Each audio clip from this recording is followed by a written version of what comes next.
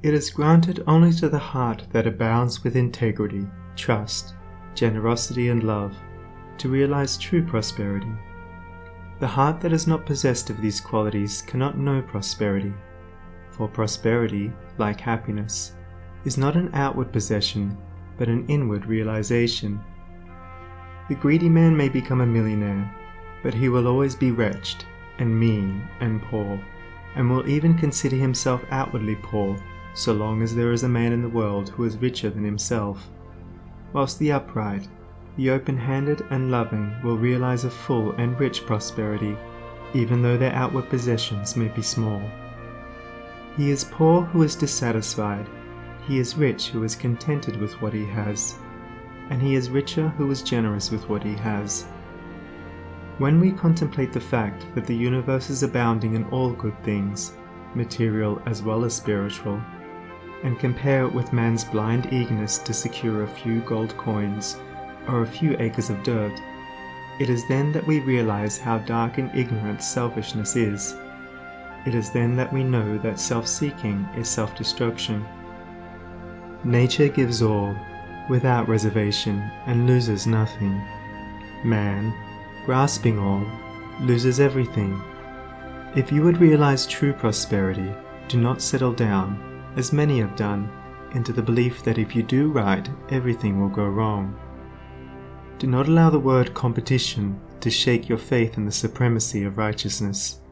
I care not what men may say about the laws of competition, for do I not know the unchangeable law, which shall one day put them all to rout, and which puts them to rout even now in the heart and life of the righteous man? And knowing this law, I can contemplate all dishonesty with undisturbed repose, for I know where certain destruction awaits it. Under all circumstances, do that which you believe to be right, and trust the law. Trust the divine power that is immanent in the universe, and it will never desert you, and you will always be protected. By such a trust all your losses will be converted into gains, and all curses which threaten will be transmuted into blessings.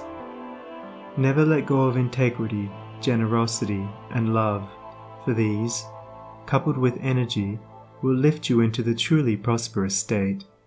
Do not believe the world when it tells you that you must attend to number one first, and to others afterwards.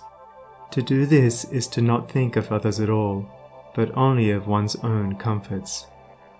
To those who practice this, the day will come when they will be deserted by all, and when they cry out in their loneliness and anguish, there will be no one to hear and help them.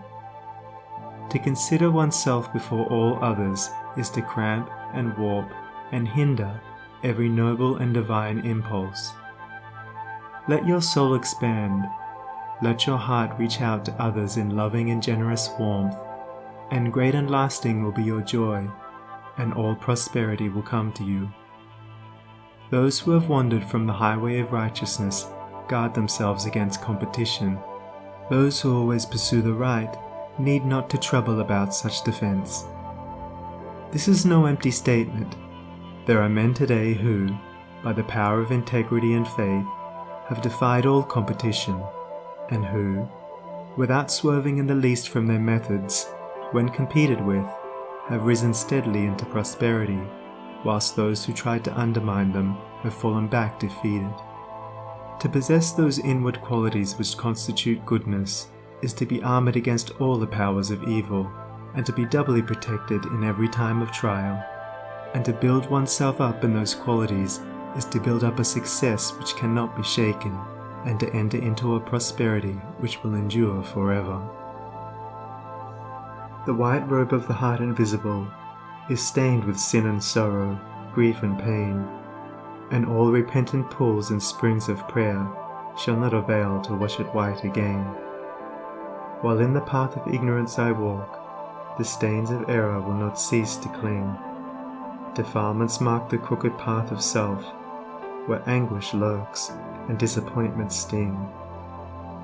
Knowledge and wisdom only can avail to purify and make my garments clean, for therein lie love's waters, therein rests peace undisturbed, eternal and serene. Sin and repentance is the path of pain, Knowledge and wisdom is the path of peace. By the near way of practice I will find where bliss begins, and how pains and sorrows cease.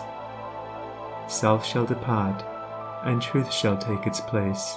The changeless one, the indivisible, shall take up his abode in me, and cleanse the white robe of the heart invisible.